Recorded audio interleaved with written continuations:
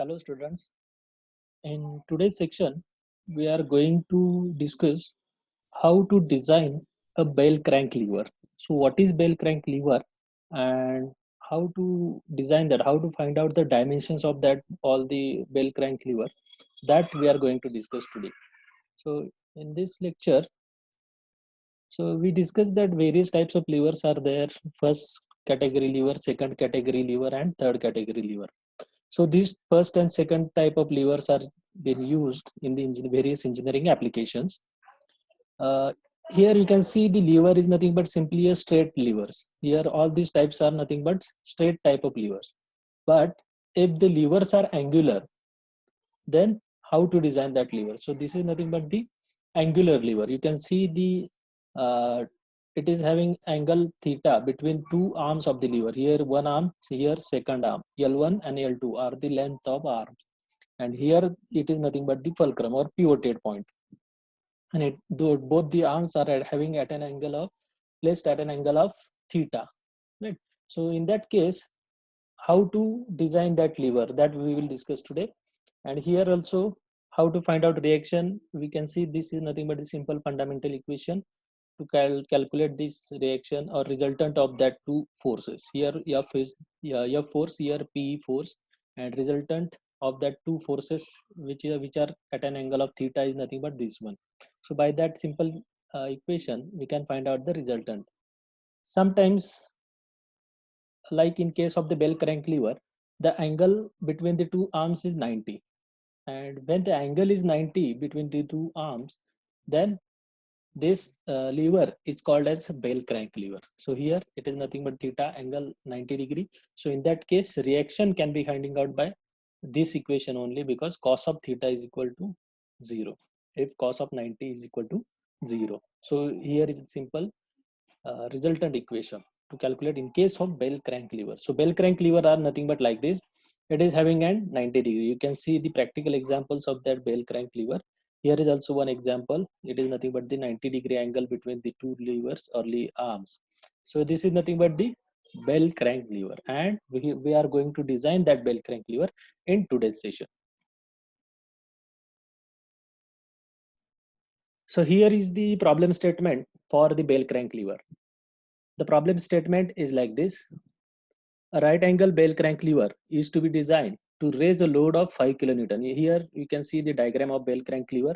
It is nothing but the bell crank lever having 90 degree between the two arms. This is first arm, this is second arm, and an angle between two arms is nothing but 90 degree. So let us concentrate on the problem statement. A right angle bell crank lever is to be designed to raise a load of 5 kilonewton. 5 kilonewton load you can see here at the right side. That load is to be raised at short arm end, right? The lengths of the short and long arms are 100 and 450 mm respectively. You can see here short arm length is 100 mm, long arm length is 450 mm. The lever and pin are made up of steel 30 Ca, that is designation of plain carbon steel, having SYD 400 Newton per mm square, and factor of safety is 5. For lever and pin, the material is same and factor of safety is also same. Then additional data is given is nothing but the permissible bearing pressure on the pin is 10 Newton per mm square. Here you can see this is a fulcrum and this is fulcrum pin here situated at this point. So that permissible bearing pressure on the pin is given 10 Newton per mm square. The lever has a rectangular cross section. The cross section of the lever is rectangular, you can see here, and the ratio of width to thickness is 3:1. Width, this is nothing but the width, and B is nothing but thickness. So width to thickness ratio is 3:1, and the length to diameter ratio of the fulcrum pin is 1.25:1. Means length divided by diameter of the fulcrum pin. Here is the fulcrum pin is nothing but 1.25. That is given. Here you can see the given data. SYT 400 Newton per mm square. Factor of safety is 5. Load F is nothing but here. Load F is nothing but 5 kilonewton. And here is the P force that is to be applied here at the other end or longer end to lift that load. If I applied load here, then here at the pivoted point, the lever goes up and this side will goes upward. So this is nothing but the lifting of 5 kilonewton. So for lever, it is given long arm, short arm distances are given. D by B, that is width to thickness ratio, it is given here 3:1. So it is D by B is nothing but 3. And for pin at fulcrum, here at pin, P bearing pressure is given 10 Newton per mm square, and L1 divided by D1, that is length to diameter ratio, here 1.25 is given. So L1 divided by D1 is 1.25. That is given data. Now we will proceed for the solution of that. In the solution, there are certain steps that is to be followed. So here is step number 1. Step number 1 is to calculate permissible stresses for lever and pin. As given in the problem, the permissible, the material for the pin and the lever is 30C8 having SYT 400, and factor of safety is 5 for both the pin as well as lever. So we can calculate the permissible stresses like this. Sigma T, tensile stress, tensile allowable stress is SYT divided by factor of safety. These are the empirical relation we know. So 400 is given for the material, SYT is 400 divided by factor of safety is 5. So it is 80 Newton per mm square. That is permissible tensile stress. Similarly, permissible shear stress is nothing but SSY divided by factor of safety. So it is SSY is 0.5 SYT divided by factor of safety. These all are the empirical relations. We must know that. So here SYT is 400 and factor of safety is 5. So it is 40 Newton per mm square. So these are the permissible stresses. After calculating the permissible stresses, we must know what are the forces acting on the lever, or various forces we need to calculate that. So here in this diagram we can see the forces acting are nothing but 5 kilonewton at the shorter end. Then P force, that is unknown force right now. So it is acting at the longer end, that is nothing but the effort applied to raise that load. And due to that both the forces, there R is nothing but reaction will be there at the fulcrum. So we have to calculate this P and R first, as 5 kilonewton load is known to us, that is given in the numerical. So how to find out the P? We will calculate P first. P is nothing but effort. So to calculate P, we can take the moment about this fulcrum. This is nothing but the fulcrum. So we can take the moment of this force and this force. So this is anti-clockwise force about this fulcrum, and this one is a clockwise force about this fulcrum. Right. So moment is nothing but force multiplied by distance. So force P multiplied by 450 here in this equation you can see. And these are the anti-clockwise and clockwise. So we can equate that about this fulcrum. So P into 450, that is equal to 5 kilonewton, that is 5 into 10 raised to 3 multiplied by this shorter arm distance is 100. So 5 into 10 raised to 3 multiplied by 100. This is just a moment. So by that equation, solving this equation, we can get the value of P, that is effort required, 111.11 Newton. You can see here the load to be raised is nothing but 5 kilonewton. So that is nothing but 5 into 10 raised to 3 Newton, that is 5000 Newton. And here we are applying the effort is nothing but 111, means 1111. So this is nothing but the lower effort, lower amount of load is to be required to apply to lift a larger amount of load. That is actually the application, or that is applying the function of levers, and that is called as mechanical advantage. So this is, by this equation we can calculate this P value, and then we need to calculate R, resultant of that, or reaction acting on the pin. So reaction R is nothing but, by simple equation, under root of 5000 square plus this P square. So P is nothing but this one, 1111.11. So 5000 square plus this square, we get the reaction R. You can see the reaction is nothing but maximum force among these three. So this is nothing but the reaction and calculation of all these forces. So after calculation of all the forces acting on the lever, the step number 3 is to calculate diameter and length of fulcrum pin. So how to find out the diameter and length? Here is nothing but fulcrum pin. R is nothing but reaction or force acting on that fulcrum pin. And how to find out that diameter? So by to calculate the dimension of the fulcrum pin is to be considering the bearing pressure. It is subjected to the bearing pressure. So based on the bearing pressure, we have to find out the dimensions. So how to find out that? So bearing pressure, here you can see the P, small p is nothing but bearing pressure. So bearing pressure is nothing but force divided by area of that pin, right? So force is nothing but R. R is a resultant force acting on the pin, and projected area of the pin we have to take. So D1 and L1 are nothing but diameter and length of the pin. So D1 multiply by L1. Here in this diagram, you can see how to calculate projected area. So this is cylindrical pin is there, and the cylindrical pin is to be projected in rectangular section. So this will be a diameter D1 and this will be a L1, right? So this is nothing but the projected area of the pin, length of the pin, we must know. So how to calculate, where D1 is the diameter of fulcrum pin, L1 is the length of the fulcrum pin, and small p is nothing but bearing pressure. That bearing pressure is given in the problem.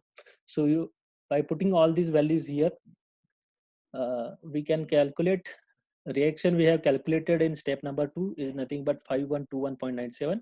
Then P is nothing but 10, that is given in the problem. D1, as we have to calculate D1, and we know the that equation D1 divided by L1 is 1.25.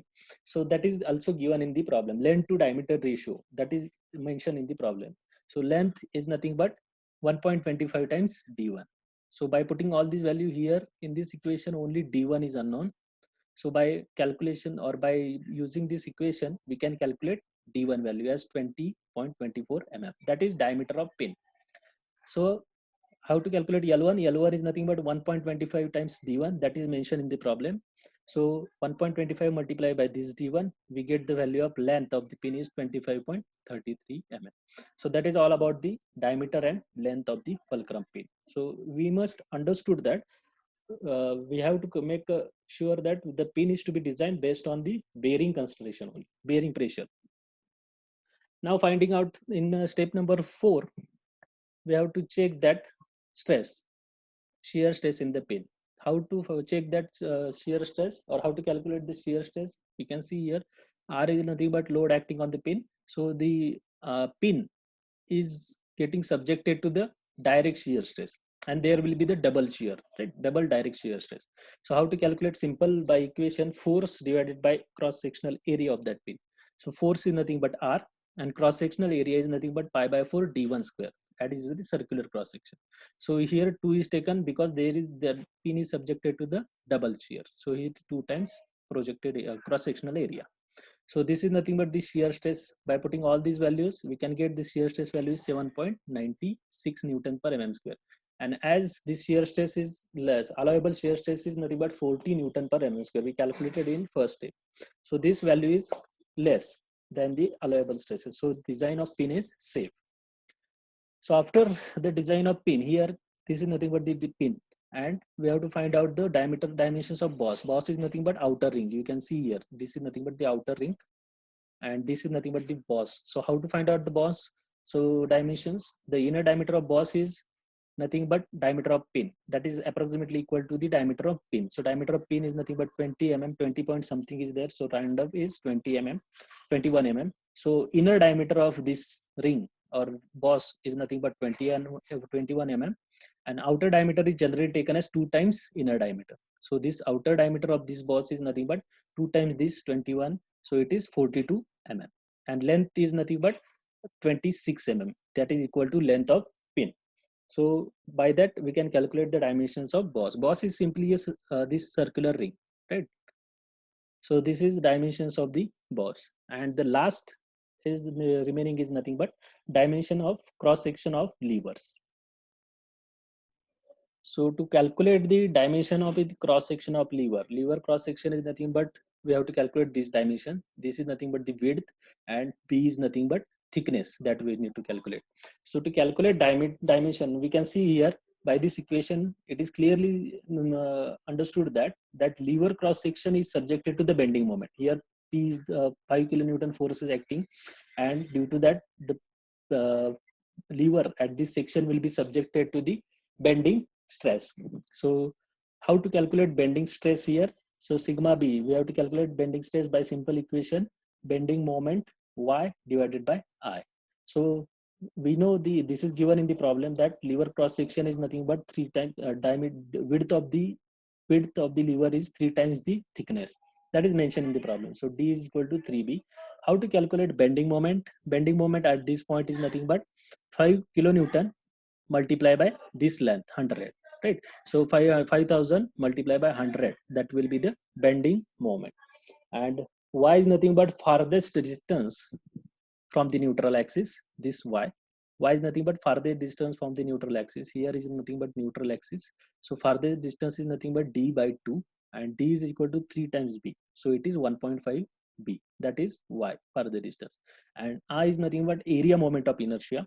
I, for rectangular, here cross section of the lever is rectangular, so for that purpose I is nothing but bd cube by 12.